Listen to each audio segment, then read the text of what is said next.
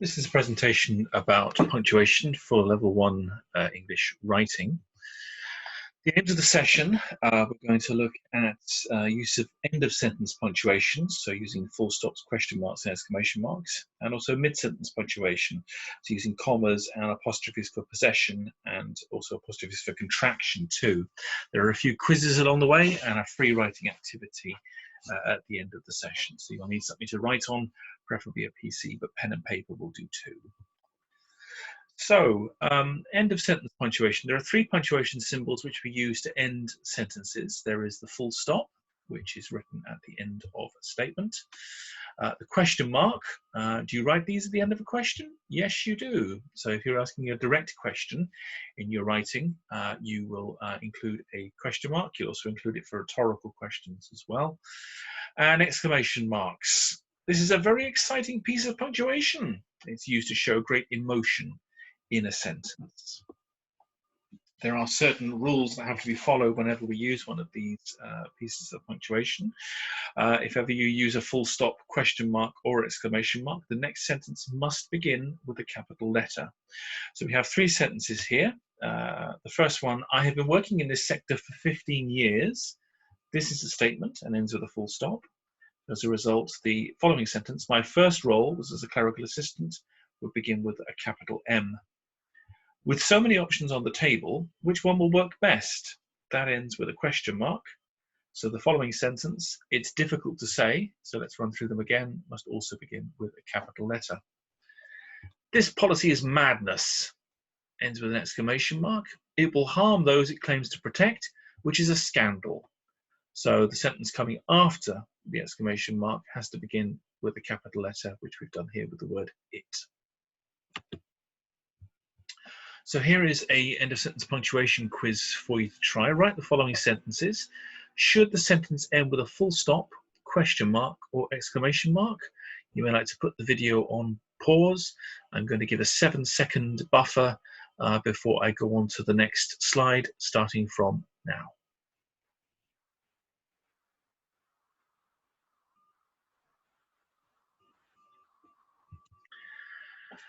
So here are the answers to the end of sentence punctuation quiz.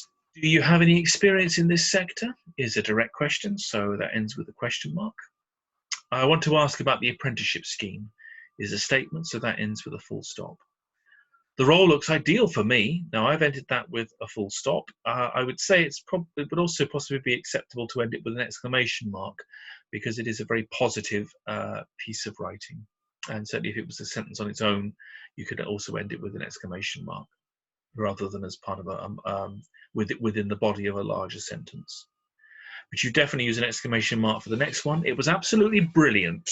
That would end with an exclamation mark. Can I call you later? Is a question, so ends with a question mark. What do you want to know? Is another question, so that would also end with a question mark. Stop it at once ends with an exclamation mark. Would also be the same if you just wrote stop on its own.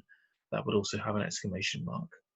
And if you have any questions, let me know is a statement, so that ends with a full stop. So we're going to go now to mid-sentence punctuation. There are a number of punctuation symbols which are used in the middle of sentences, and we're going to look at two of them. We're going to look at the comma, which is used to break up a long sentence and also to separate items in a list. And the apostrophe is facing the wrong way here because of the spacing, but the apostrophe is used either to show possession or to contract two words into one. So we have examples of that here, where must not becomes mustn't. The apostrophe replaces the letters that have been taken out of the second word when it's mashed together with the first word to make the contracted word mustn't. And we have a couple of other examples here. It is becoming it, and we have becoming we've.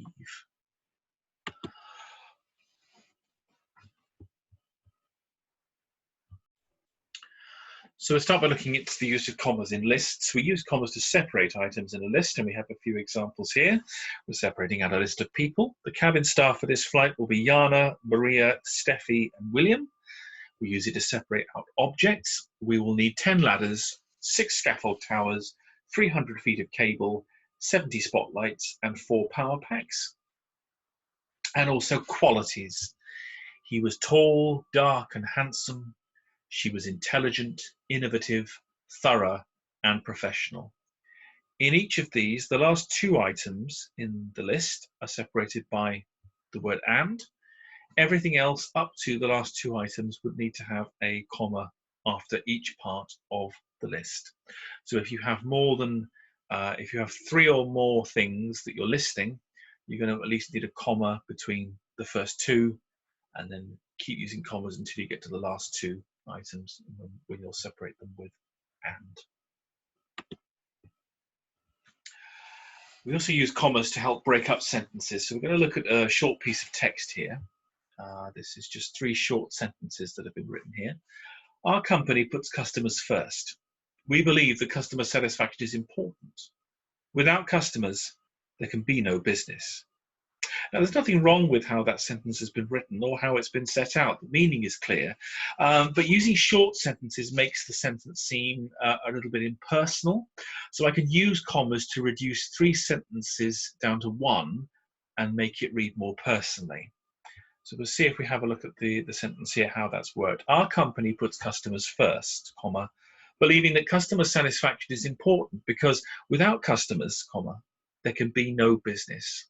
So I've managed to fit four different ideas into one sentence here by using the commas to break them up into parts. Our company puts customers first, comma, believing that customer satisfaction is important because, comma, without customers, comma, there can be no business. And it just reads and flows a little more freely than it did when it was just three separate sentences on its own. We can also use commas to help with understanding, particularly with if we don't use commas in lengthy sentences, it can make them seem incomprehensible. This is a sentence here which doesn't have any commas in it at all. It just ends with the full stop. When I read it out loud, it may be a bit more clear where they should go, but without them, it can mash things together and lack clarity. We'll just have a read of it. Through this broad portfolio, we support people of all ages, from a young person at risk of leaving education to adults achieving level 5 qualifications whilst in work, through to entrepreneurs seeking to grow their business. Now, as written, that sentence looks like it supports people from young people and adults in work, but by which it means protects them from. But if I use the commas, I can break the sentence up so it becomes clearer who the company supports. Through this broad portfolio, we support people of all ages, comma, from a young person at risk of leaving education, comma, to adults achieving level 5 qualifications whilst in work, comma, through to entrepreneurs seeking to grow their business. It's a long sentence, and I've used the commas to help break it up. Essentially, though, what I've done there is it's a list. If you read the sentence carefully, it's a list of the people that the company supports. So I'm using the commas to break that up, and I use the commas between the three items, between the three groups, because I don't have an and separating out the last two people within the last two groups within that sentence. So I'm just able to use the commas to separate out the three groups within that sentence and help make it clearer that the organization supports young people, adults, and entrepreneurs. Here's a quiz for you to try using commas. I'd like you to write these sentences out and include commas where you think they're needed. Some of these sentences will need them for lists, and others will be used to make a sentence more understandable or to break it up. So you put the presentation on pause, and I will be changing slide in 7 seconds from now.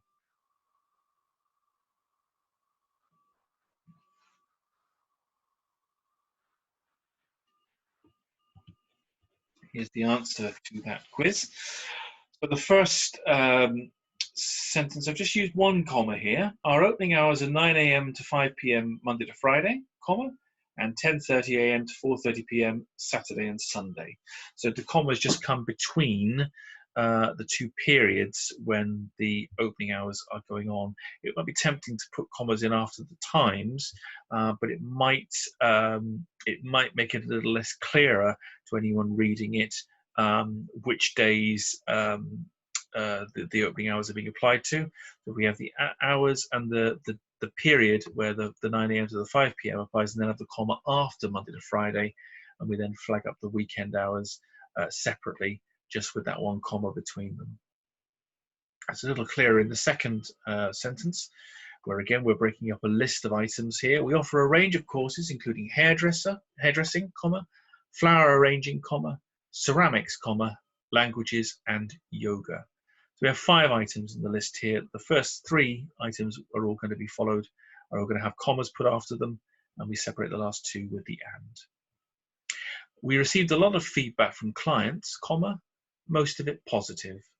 So this is an example where we've used the comma just to break up a sentence, to show something at the start, and then the result of what we wrote at the beginning of the sentence helps us to end the sentence. And the comma acts as a kind of hinge between the start of our sentence and the end of it. We received a lot of feedback from clients at the start, comma, most of it positive. I tend to call these cause and effect sentences.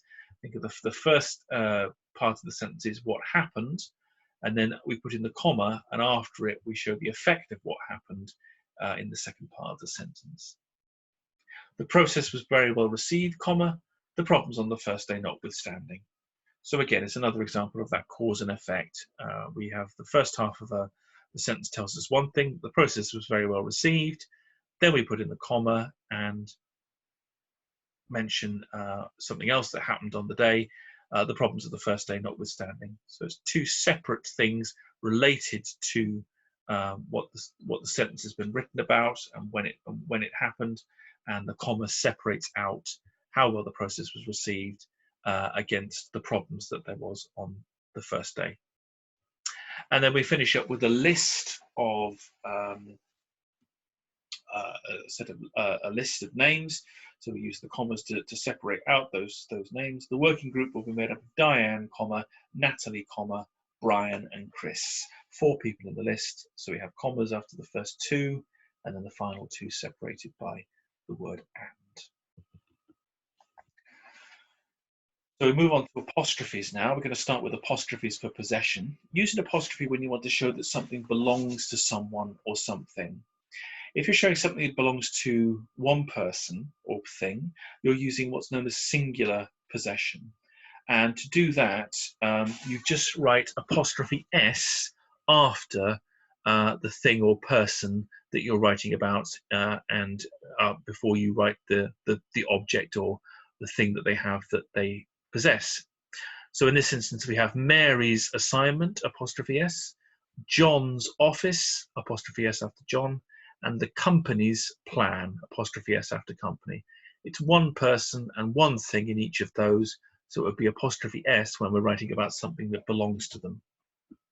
However, if we're wanting to show something that belongs to more than one person or thing, we would use plural possession, and that's shown by first of all making our singular word into a plural. So learner becomes learners, and then after we've done that, we just add an apostrophe after the S in the pluralization that we've made here. So we have the learner's exam, the awarding body's guidelines, and the nurse's rota. So all of these are for more than one person or thing. So it's S apostrophe after the subject of the sentence, and before we write down the object that belonged to them. There are a couple of exceptions just to make you aware of, particularly for plurals. Generally, it's S apostrophe. However, if you're dealing with a word which, when it's made into a plural, does not simply add an S to become a plural, then when you're showing something that belongs to that group of things, you have to write the plural down as the possession down as apostrophe S. We have a couple of examples here, the children's results and the men's room, and they're done as apostrophe S in both cases, even though they refer to plural, more than one child or man. And the reason for that is that when we pluralize child, we don't call it childs, we call it children. Same with man, when we pluralize man, it becomes men. So we haven't just simply added an S to make them into plurals. So when we're showing something that belongs to those groups, then we have to add apostrophe S in those instances. I haven't written it down here as well, but just one other thing for the record. If you're writing about something that belongs to a group of people and you use names, so for example, you know, we went for a drive in Justin and Diana's car, you would put apostrophe S after the last person that you are writing about.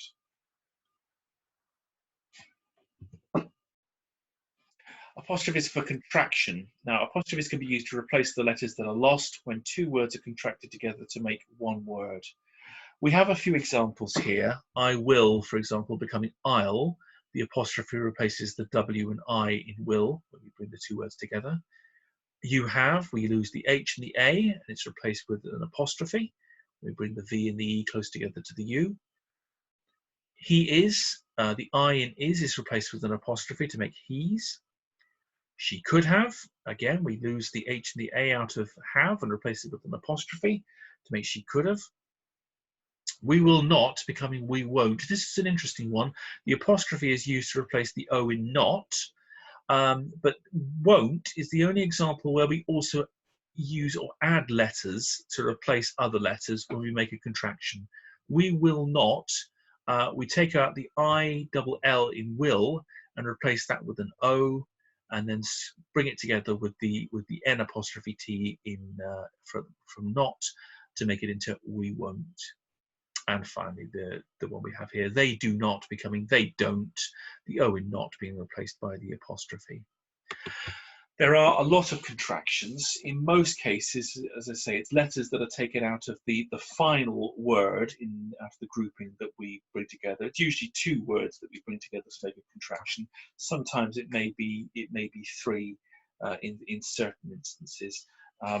But what I would suggest is please find or download a contraction list if you have any uncertainty about which letters should be replaced by an apostrophe when you are writing a word where you need to use the apostrophe for contraction. So here is a quiz to finish off with. I'd like you to write these sentences out and include apostrophes in the correct places. Some sentences may need more than one apostrophe, so read them carefully, particularly for the ones where there are apostrophes for contraction needing to be used. In these sentences where we need you to do an apostrophe for possession, and there is potential confusion because we're talking about something that belongs to a group of things or somebody's job title, we've included plural or singular in brackets as a clue. So you then have to decide whether you're going to write apostrophe S or S apostrophe. And I will suggest you put the video on pause and the change of slide will come up in 7 seconds.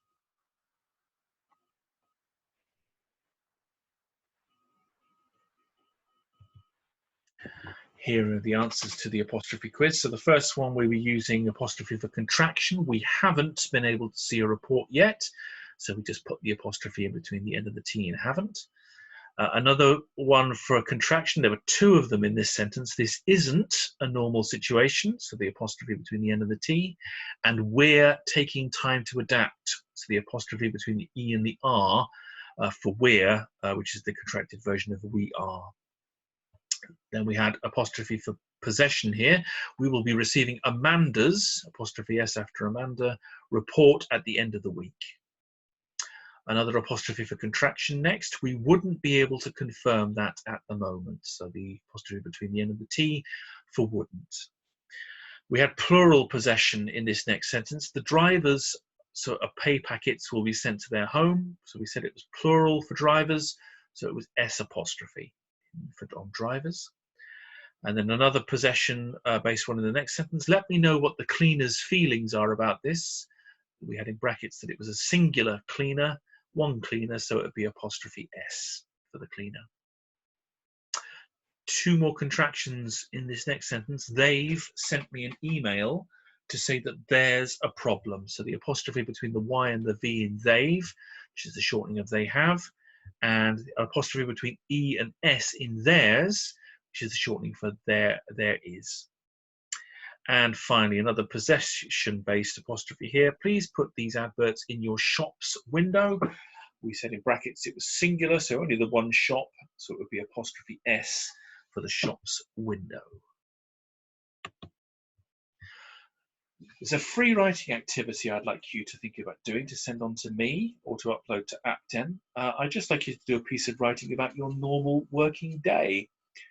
200 words will be fine. It'll just give me a good idea of how you get on with using punctuation in free writing. When you've completed it, save it and upload it to Apten, or probably email it to me, davidp@prevista.co.uk. So in summary, with end sentence punctuation, the full stop is written at the end of a statement, the question mark is written at the end of a direct question, and the exclamation mark is written to show strong emotion at the end of a sentence. For mid-sentence punctuation, we use commas to separate the items in a list and also to help break up a long sentence. Apostrophes for possession are used to show when something belongs to someone or something. Remember, apostrophe S for singular possession and S apostrophe for plurals. And apostrophes for contraction are used when two words are contracted to one. If you're wanting further support on this at the moment, I suggest you open your BKSB account, click on English Reforms, go to Spelling, Punctuation and Grammar, click on Punctuation, click on Level 1 Punctuation, and work through the Writing and Punctuation module, which contains further work on end of sentence, comma, and apostrophe punctuation.